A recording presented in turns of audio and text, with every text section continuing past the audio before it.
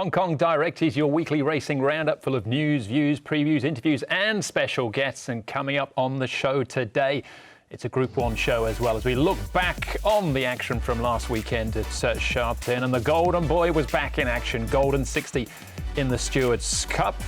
It was also the Centenary Sprint Cup in the first leg of the 4-year-old series as well. We'll have Blake Shinn on the line talking about his win on Excellent Proposal. He enjoyed that one, didn't he? And Christophe Soumillon, I'll be weighing in with Christophe. They're riding Savvy 9 for the January Cup victory. Savvy 9 winds up this weekend as well. So plenty to pack into the show. I'm very pleased to say our studio guest this week is Ed Sadler at the touchscreen as well, Ed, to look back on the Group 1 actions and also a fascinating first leg of the 4-year-old series. More questions than answers, maybe? Absolutely, although I think I might have found the Derby winner, Andrew, but I'll get to that in a moment. Good to be back on the show with you. And, of course, what a meeting it was last Sunday for John Size. He had 3 winners on the day, including 2 of the majors. It all started off in the Centenary Sprint Cup, a race that Size has dominated in recent years, as Hot King Prawn landed his first Group 1 win at his 7th attempt at the top level.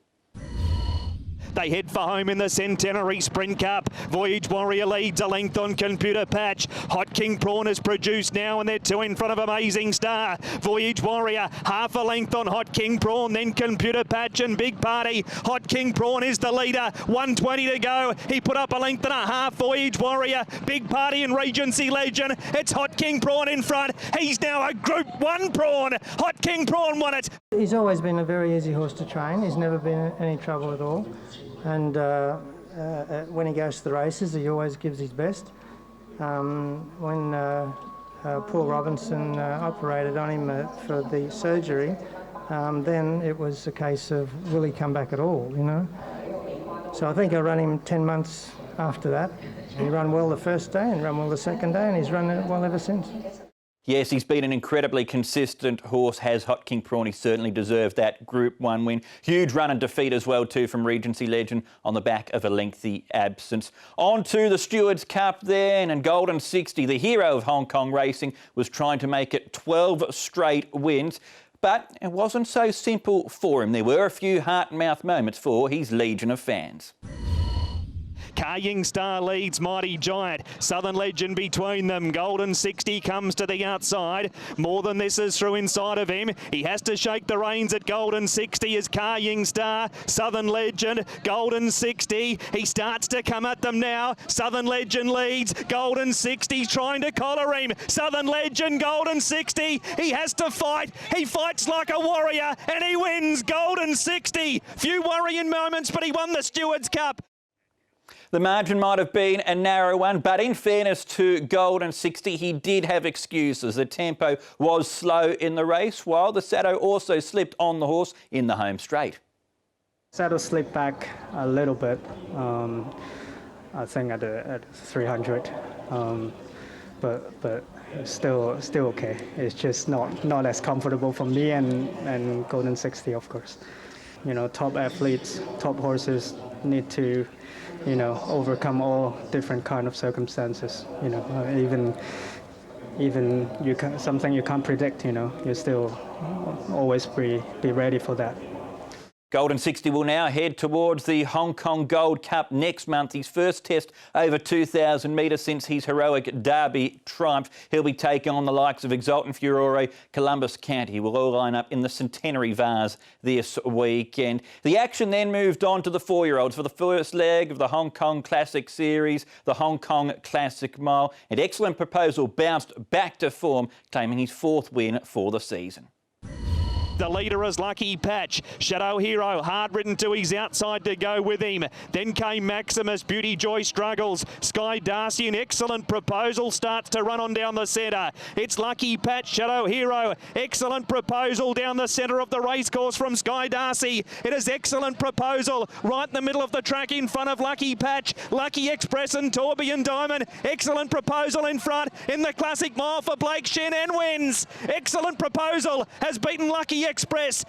So 1-2 in the race for trainer John Size, his 3rd win in the Hong Kong Classic mile. The next leg of the Hong Kong Classic Series for the 4-year-olds comes up next month with the Classic Cup. And a horse that I'm going to be following for the Classic Cup and for the Derby, as I mentioned before to Andrew, is Tourbillon Diamond, formerly known in Australia as Eric the Eel. He was quite unlucky in the race as well. As we pick up the vision as they turned for home, you can see at this stage of the race that he was stuck behind Sky Darcy and also Healthy Happy. Gets a bit tight for room there alongside of Lucky Express. By this stage, Excellent Proposal had built up his momentum and was off and gone with the prize, really. It's about now, with 150 metres left to go, the Tourbillon Diamond got into clear galloping room, picked up nicely, got to the line really strongly. He was placed in the Australian Derby over 2,400 metres last year at Randwick, so that form would clearly suggest to you that he will appreciate the step up in distance, and he's been terrific here in his time in Hong Kong. So that's the action from Sunday. Moving on to news that came through earlier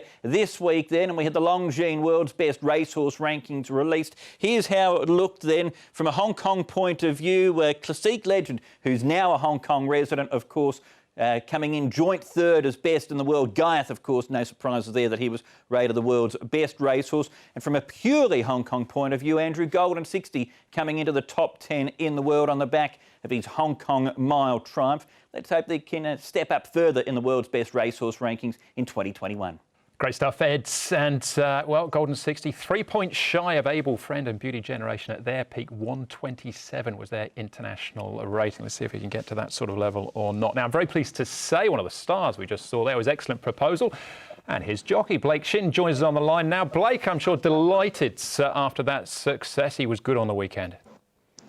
Yes, definitely. I was elated. He was right back to his best form, and fortunately for me, I was able to pick up the ride, and very grateful to John Size, Andrew, for giving me the opportunity, and yeah, just glad the horse put his best foot forward and showed what he can do on the weekend, and it's great to pick up one of the big races in Hong Kong in the Classic Mile. It's funny how it works, isn't it? Because you'd have been watching, I'm sure, at the start of the season, everyone was talking about him, the 4-year-old series and even the Derby itself, and he looked like the leading candidate at that stage. His first 3 races, he won them all, and then all of a sudden you find yourself on him going to the Classic Mile. Did John approach you, or did you chase the ride when it became available? Mr. Size texted me about 2 weeks prior to the Classic Mile. It was just out of the blue message. And I tell you, I was really delighted. Although the horse obviously ran a bit below par his first up run, I knew what the horse had to offer. And, yeah, it was just, really sense of excitement when I got the message. And I thought this was an opportunity that, could put me, on the map in Hong Kong, so to speak. And I'm just glad that everything worked out, and hopefully it can keep going forward from here. And as a jockey used to big race success as well, it looked like it really meant something to you. We saw those shots of you crossing the line, and you're really pumped. I was, yes. Look, there are a number of reasons. Obviously, we've done a little bit hard in Hong Kong, and good opportunities have been few and far between. Last season, we missed out on a couple of the big ones in the Derby and one of the big sprints on Thanks Forever, and I looked like I was going to win both of those races. And I missed out on International Day this year through suspensions, but probably most likely I wasn't going to get any good rides. So I took that time out to start a suspension, and I feel I can do well in the big races or in any race really, but it's just a matter of getting the right opportunities. And when I got the chance on Excellent Proposal, I was able to capitalise on that, and it was just fantastic to get the job done. And of course, you came so close in last year's Derby. There's a lot of water to go under the bridge between now and the end of March, but it'd be nice to put it right this year, wouldn't it? It sure would, yes. I've dreamed of winning Hong Kong Derby for, since I was a little child. I've watched it, ever since I was a little kid, like I say. And, we nearly stole it last year, but got run down by a champion. And, who knows, we might have a big shot this year. It's like you say, a bit of water to go under the bridge, but I'm on a big chance at the moment. Absolutely. We'll ride him in the Classic Cup as well, the 21st of February. Just looking ahead to this weekend, then, Blake, what have you got on the programme? First, four rides you're engaged in. Anything of note there? Yes, I've got a couple of chances, I feel. I'm riding 2 for David Hayes, which I think, building into form. Donk de Jeuse, a lightly raced 3-year-old whose 2 runs to date have been quite impressive. His last run over 1400 was really good. He hit the line well, steps up to 1600, and I feel he's improved nicely into this run. Cheerful Days is in the race, who looks at, the testing material, but my horse will make his presence felt. And David's got another horse I'm riding, Urban Dancer, which I thought returned to a bit of form last time, coming back to Class 4 and on the dirt. And, he's drawn awkwardly again, but there looks abundance of speed in the race. And, he's knocking on the door, and I think could run a big race again. Yeah, he certainly showed a little bit of form in the trials early in the season. 50-1, good run for him last time out. Well, good luck then on the weekend with the 4 rides, and I'm sure we'll be counting down the days now to February the 21st. An excellent proposal again in the Classic Cup. Yeah, sure am. I can't wait for that date, and can't wait to get back aboard him again, Andrew. He's a very exciting horse going forward. All right, great stuff, Blake. Thanks for your time today. And again, good luck on the weekend. Right, we need to keep moving forward. Still plenty more to get through in part 2 of the show. Ed will come back as well as we look at the feature race on the weekend, which is the Centenary Vase. We've got weighing as well with Christophe Soumillon. That right after the break.